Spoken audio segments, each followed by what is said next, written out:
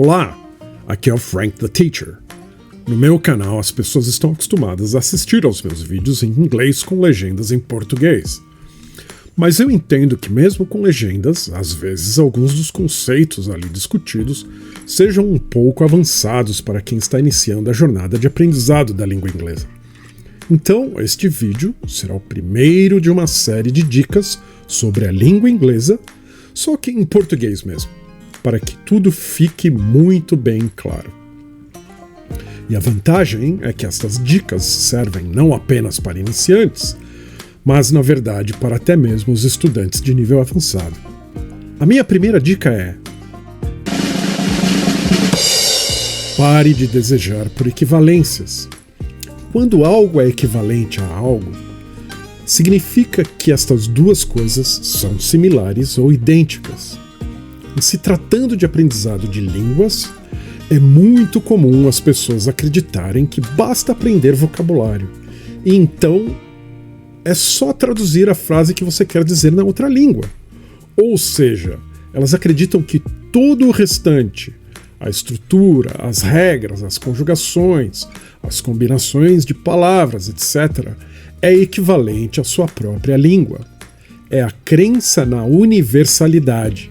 Em termos práticos, se dizemos quantos anos você tem em português, todos acham que basta aprender as palavras quantos anos você e tem em inglês e voilá, mágica, é só traduzir. Ao aprender inglês, ou qualquer outra língua, a melhor coisa que você pode fazer é se desapegar totalmente do desejo por equivalência. De fato, esqueça a equivalência. Mas o que devo fazer então? Você deve focar no contexto e a mensagem do contexto. Isto é, aquilo que você precisa comunicar e quais elementos você precisa juntar para comunicar isto. Vamos a um exemplo.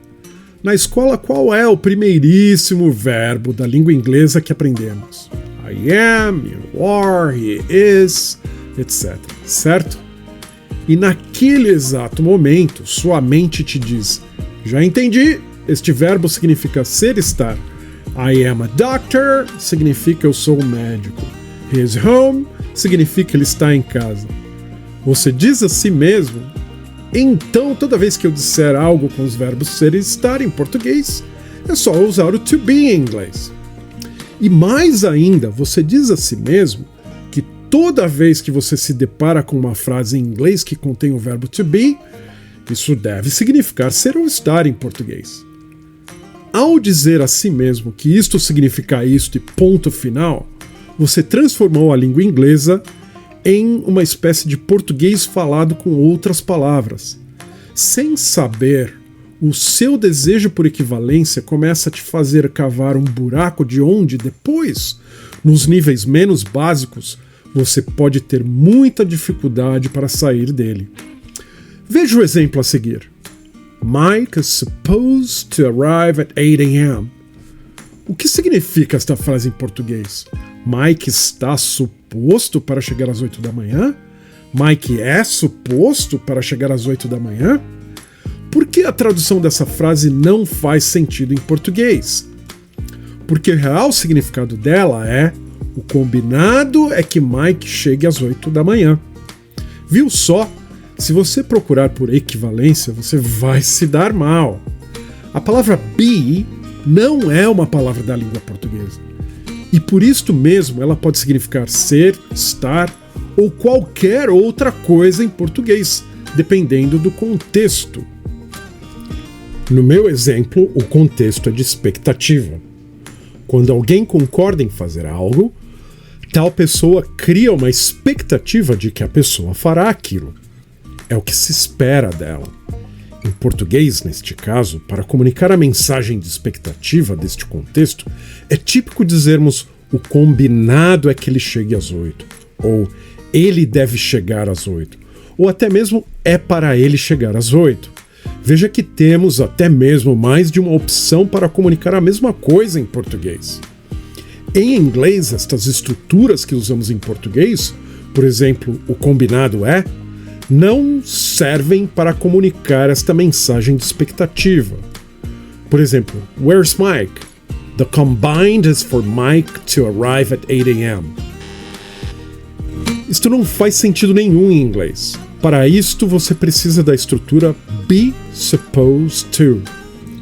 Juntas aí sim, estas 3 palavras comunicam a mensagem do contexto de expectativa.